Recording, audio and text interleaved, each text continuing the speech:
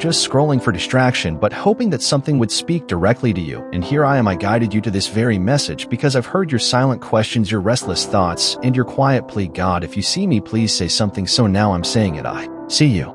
I've always seen you, even in the places where you felt invisible to others. I was watching with love that never turned away. Even when your strength was wearing thin, I was holding you together in ways you couldn't fully see. I want you to know what I see when I look at you right now, not the you that the world sees, not the one you try to present when you're tired, but still pushing through. I see the you that kept going even when you wanted to stop. I see the you that cried in silence but still showed up for others. I see the you that still believes even when doubt shouts louder than hope. And I want to say this clearly, I'm proud of you. Yes, even with all your questions, even with your imperfections, even when you felt unsure about me, I've been proud of your courage, your faith, your heart. You've been standing in a space where not many could endure. You felt like you're in between who you were and who you are becoming, and that in-between space has felt like a storm, but I'm using that storm. I'm allowing it not to destroy you, but to reveal who you really are and what I've placed inside of you since the beginning. There's nothing wrong with you for feeling this tension. You're not broken, you're being broken open so that what's real, what's eternal, what's holy can rise. This is why you've been more sensitive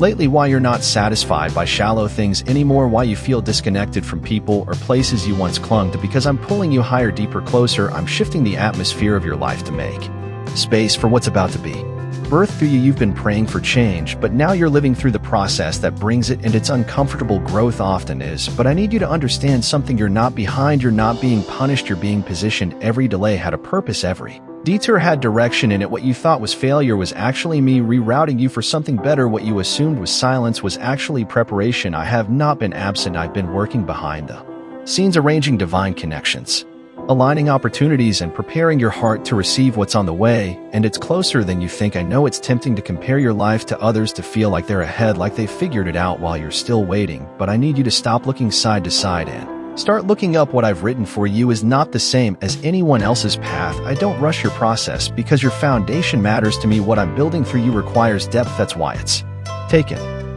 time. That's why certain doors didn't open. That's why I've protected you from relationships, jobs, situations that looked good but weren't aligned with your calling. I've been pruning so that what remains is pure, so that when the blessing comes, you'll be ready not just to receive it, but to carry it with grace and wisdom. So here's what I want from you right now. Don't give up. Don't shut your heart down. Don't harden yourself just because you're tired. Stay soft, stay open, stay close to me. This is the moment where many turn away because they think nothing's happening, but something is happening in the invisible, and those who trust me here will see the miracle unfold in the visible. I am not asking you for perfection, I'm asking you for presence. I'm asking you to be with me, to talk to me even if your voice shakes, to sit in silence if words don't come, to believe even with trembling hands that I am still faithful. If this word is stirring something in you, respond. Don't let it pass like just another message. Say it out loud. I am ready for what's next. Write it down, hold it close, let your spirit agree with mine. That simple act of faith opens a door for me to move. It's not about magic, it's about alignment. When your heart says yes to what I'm doing even before it all makes sense,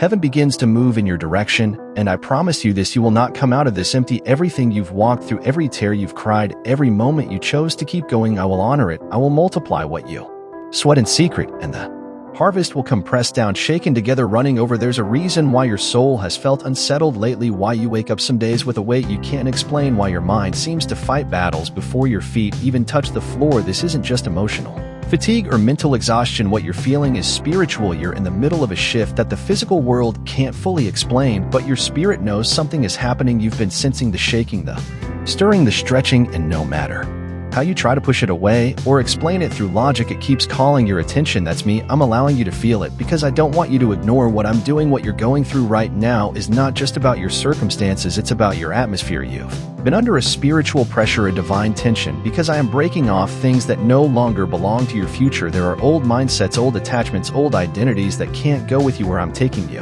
And though you may not understand why certain people left, why certain plans failed, or why certain doors stayed shut, I allow them to close, not to punish you, but to protect you. Because when I call you forward, I must also cleanse what's around you, and sometimes that means removing what you thought you needed. I know that part hurts, I know it feels like loss, but what you're actually experiencing is divine separation, and separation always comes before elevation. Before I lifted Joseph to a palace, I allowed him to be separated from his brothers. Before David wore the crown, he had to endure the cave. Before Jesus stepped into resurrection, he walked through Gethsemane and the cross. What you are in right now, this space between promise and fulfillment, is your preparation ground, and I'm not absent in Yet I'm closer than ever, watching, shaping, refining. I'm pruning not to reduce you, but to make you fruitful in a way you've never been before. You've been asking me, why do I feel so heavy? Why is there so much resistance when I'm trying to do what's right? It's because the warfare has increased around you, not because you're weak, but because you're close. Hell doesn't fight what isn't a threat. The enemy has seen the potential in you even when you've doubted it yourself. He knows what I've placed inside you,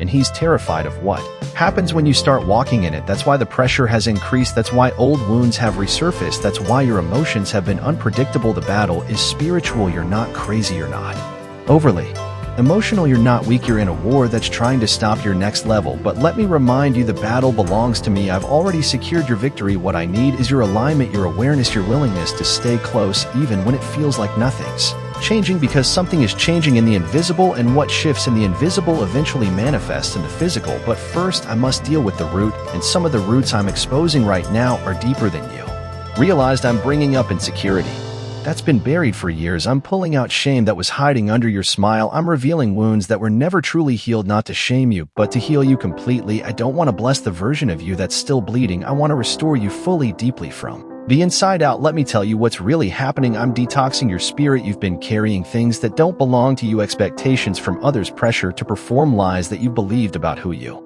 are, and those things have been choking the life out of your joy, your peace, your clarity. But I'm not letting you live bound anymore. I'm setting you free, and sometimes freedom feels like fire. It burns off the excess, it purifies, it separates, and yes, it can be painful, but it's holy, because when the fire passes, what's left is real, and I'm after what's real in you. So if you feel like you're unraveling, you are, but not in a way that ends in destruction, in a way that ends in revelation. I'm unraveling the false identities you've worn just to survive.